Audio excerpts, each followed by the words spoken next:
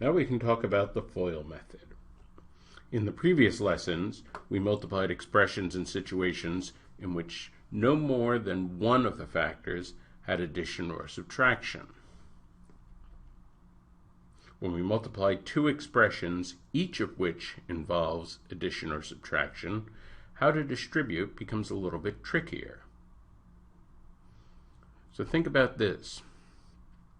Here we have two binomials, that is to say, two factors, each of which involves the addition of two terms. And so how do we distribute? Well, technically, we would have to distribute one factor. And so let's say that second factor, r plus x, that whole thing as a factor, we'd have to distribute it across the first addition. And so we get p times that factor plus q times that factor. And then once we get to that point, we'd have to distribute in each one of those terms. Distribute the p in the first term, distribute the q in the second term. And so that is technically what we would have to do to distribute. You can think of the process using the distributive law in that way, but there's a very convenient shortcut summarized by the mnemonic FOIL, the word FOIL. So what does FOIL stand for? Well, FOIL stands for first. So by first we mean the product of the first two terms inside the parentheses, p and r. Each one of those is first in its own parenthesis. And so the product of the first terms, that's one of the terms. Then we look at the outer pair. That is to say, the very first in the first parenthesis and the very last in the last parenthesis. Those are the outer ones. Then those of course are the inner ones. The last in the first parenthesis and the first in the last parenthesis, q and r. And then finally, we look at the two last terms. The last in the first parenthesis and the last in the last. So those are the four pairs we're going to look at, summarized by first, outer, inner, last.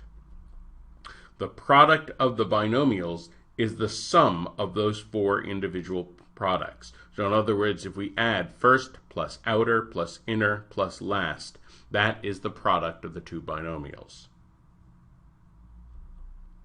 Here's an example of the use of FOIL. So let's go through this very slowly. Here we have two binomials. The first product we're going to take, the f, that's the first term. So that is the 2x from the first parenthesis and the x from the second parenthesis. So 2x times x is 2x squared.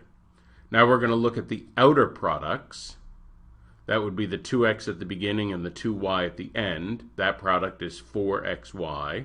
Now we'll look at the inner products. That would be the y times the x right in the middle. Y times the x, that's xy. And then we'll look at the last. So that would be y times 2y, which would give 2y squared. Now that we have those four individual products, we add them.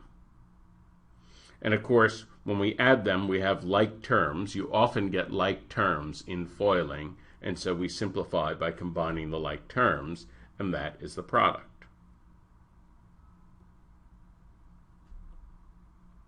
Here's another example of foiling. So again, two binomials, this time involving subtraction. So the first would be 2x times 3x, so that would be 6x squared. The outer would be 2x times negative 1. We have to remember to include the negative, so that would be negative 2x. Then negative 5 times 3x, that would be the inner, that would give us negative 15x. And then the final term, negative 5 times negative 1, gives us positive 5. And again, combine the like terms. Here's another one with some higher powers. This is good practice for that power rule. When we multiply here, we get x to the fourth times x to the fifth. And as we talked about in the previous video, what happens when we multiply powers is we add the exponents. So 4 plus 5 is 9, so x to the fourth times x to the fifth is x to the ninth. And if that's something that's unfamiliar to you, I would suggest go back and watch the previous video, or go ahead and watch the powers and roots videos where this is explained in much more detail. The outer terms x to the fourth times x squared. 4 plus 2 is 6, so that would be x to the sixth. The inner terms, x times x to the fifth. 1 plus 5 is 6, so that's also x to the sixth. And then the last terms, x times x squared would be x cubed. And again, finally, add the like terms. Here's some practice problems. Pause the video here and work these out on your own. So the first one we FOIL out, we get those terms and they simplify. The second one, we get these terms and they simplify. The third one, we get these terms. In this context, we can also discuss a very common algebraic mistake pattern. And just as it's important to know the correct things to do, it's also incredibly important to understand the common mistake patterns, because these common mistake patterns are very often tempting incorrect answer choices that many people pick because they make these mistakes. So here's the common mistake. If we have a binomial squared, so many people are going to be tempted to say a plus b quantity squared equals a squared plus b squared. They're going to be tempted to distribute that exponent, and that is 100% incorrect. It is absolutely illegal to distribute an exponent across addition or subtraction. We can distribute multiplication across division or subtraction. That's the distributive law. We cannot distribute an exponent. Instead, squaring anything means multiplying it by itself. Thus, squaring a binomial means multiplying the binomial by itself, and we would FOIL in that process. So if we do this properly, a plus b squared, well, anything squared is that thing times itself. So it would be a plus b times a plus b. That's what it means to square something. Well, now we have a product of binomials, so now we would FOIL. We get those terms, we'd combine, and we'd get that. So this is very different from just a squared plus b squared. We get that, what's called a cross term to ab, the term where the two variables are multiplied together.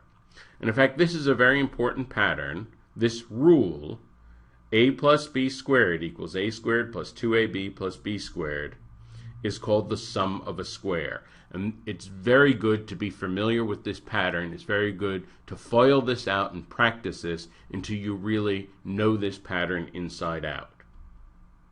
A similar rule, the square of a difference, can also be found by FOILing. This is a minus b squared equals a squared minus 2ab plus b squared.